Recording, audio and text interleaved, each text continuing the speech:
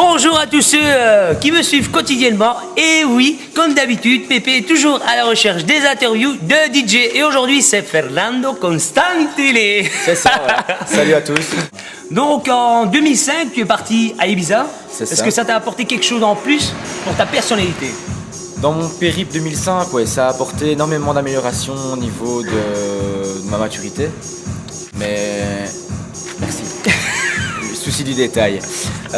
Donc la maturité, pas au niveau de moi, mais au niveau plutôt de l'oreille. C'est-à-dire qu'au début, j'écoutais du hip-hop. Et du hip-hop, je suis passé à la house, avec Sound of Violence de Cassius. Et là, dès que je suis rentré à Ibiza, c'est parti quoi. Et tu es DJ depuis combien de temps exactement? Officiellement depuis 3 ans, mais j'exerçais déjà quand mon frère se cassait quand il se cassait direct, j'allais allumer les trucs, même si je connaissais rien, je touchais à tout, je chipotais, je lançais un vinyle. Et puis voilà, vers 16 ans, j'ai décidé de m'y prendre sérieusement et j'ai attendu d'être beaucoup mieux au niveau de ma sélection musicale, etc. pour pouvoir me lancer. Donc à la base, tu écoutais beaucoup de R&B, puis tu es passé Ouais, à la tech house. C'est ça, j'avais une ambiance un peu funk dans ma tête et je pense que ça m'a beaucoup aidé pour jouer de la house. Le côté funk, le côté funky, plutôt que le côté méditerranéen par rapport à mon nom de DJ.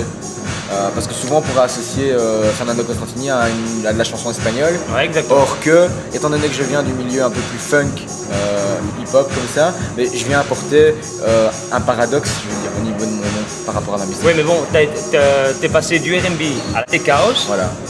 notamment avec un petit passage aux musiques style latino. Voilà, Et moi, c'est ce que ça. je voulais savoir, pourquoi est-ce que tu suis cette voie?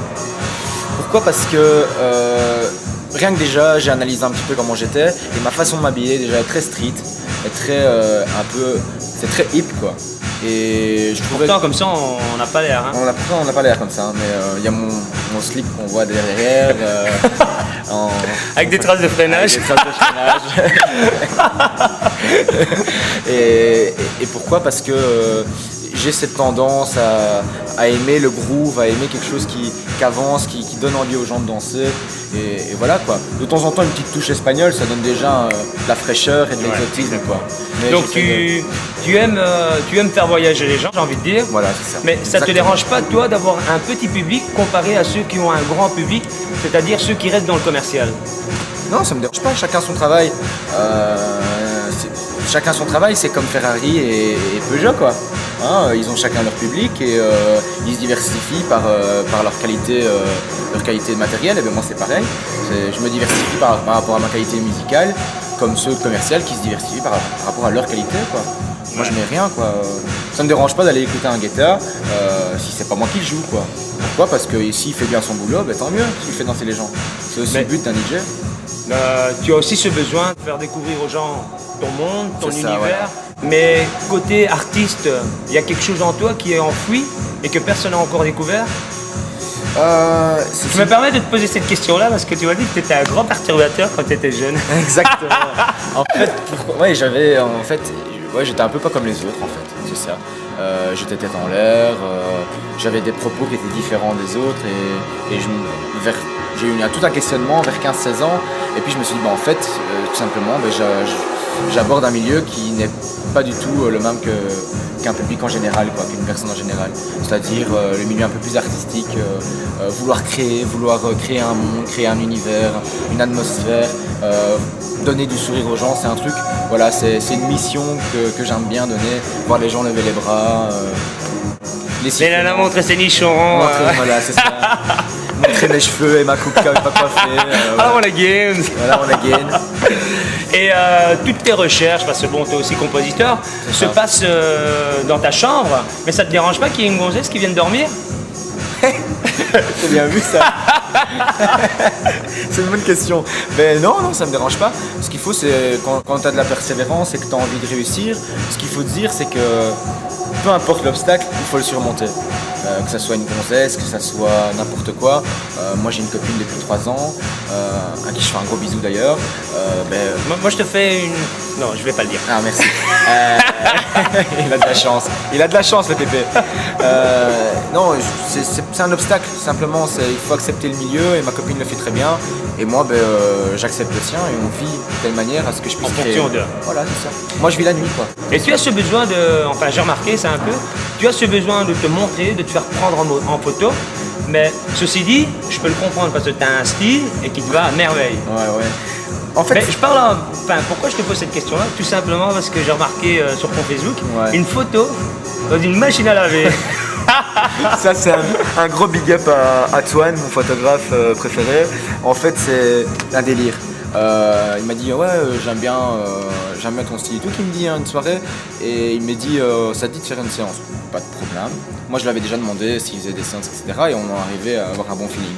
Et le mec il me dit merci Pépé. Le mec me dit on va les faire dans une machine à laver. Mais moi, ça m'a pas posé problème quoi. Entre deux personnes âgées qui racontent leur popote parce qu'ils ont pas trouvé, c'est ça, ou qu'ils ont pas trouvé leur poivron au marché du dimanche, et une femme célibataire qui est divorcée et qui a envie de baiser, tu vois ce que je veux dire. Donc ça m'a pas dérangé quoi. Elles ont plutôt halluciné, on s'est bien marré, un bon délire dans un séchoir. Et crois-tu qu'arrivé à un certain âge, on peut encore se faire connaître et faire passer le message qu'on veut? Il n'y a pas d'âge pour la musique. Mon papa écoutait de la musique italienne. J'ai pas suivi ce milieu, mais il aime bien toujours écouter. Il n'y a pas d'âge pour écouter de la musique. Il n'y a pas de barrière, il n'y a pas de frontière pour la musique. J'ai vu des personnes de 70 ans Ibiza danser, j'en ai vu des 60. Il n'y a aucun souci quoi. Ce qu'il faut, c'est une passion. Les gens aiment bien la musique. Il y a les clubbers qui aiment bien la musique parce qu'ils aiment bien les DJ qui font ressentir quelque chose. Et tu as les DJ qui adorent la musique, qui sont, je pense à Dayat Sanderom, qui est pour moi un putain d'artiste pour le moment. Jamie Jones, qui lance un groove énorme. Voilà, et ils ont ce besoin de créer quelque chose et ça n'a pas de barrière, ça n'a pas de frontière. Ça traverse tout le monde, ça tourne et les gens viennent dingues quoi.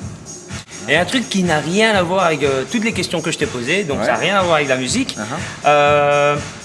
Comment se fait-il que tu as été dans une école de cirque de Palestine?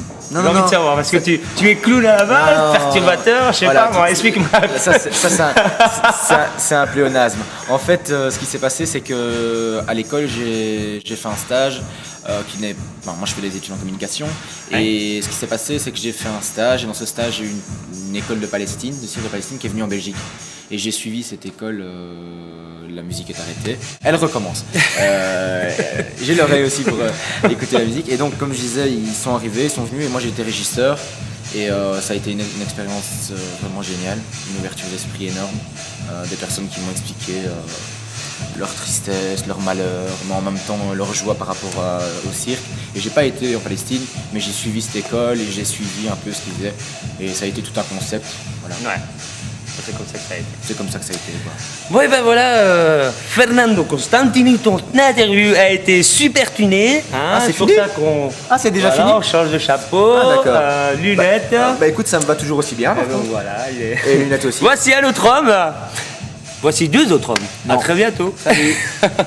Bon alors, pour ton caleçon, tu sais pas me le placer, histoire que, non, mais par contre, que je puisse avoir un souvenir, tu vois. Non, ça va. Si jamais tu deviens une Mais grande je fais quand même un star, bisou à ça Norton, peut- je fais quand même un bisou à Norton Select et compagnie parce que je produis avec eux quoi. Ok, ouais, mais il n'y a pas de problème. Pas du tout.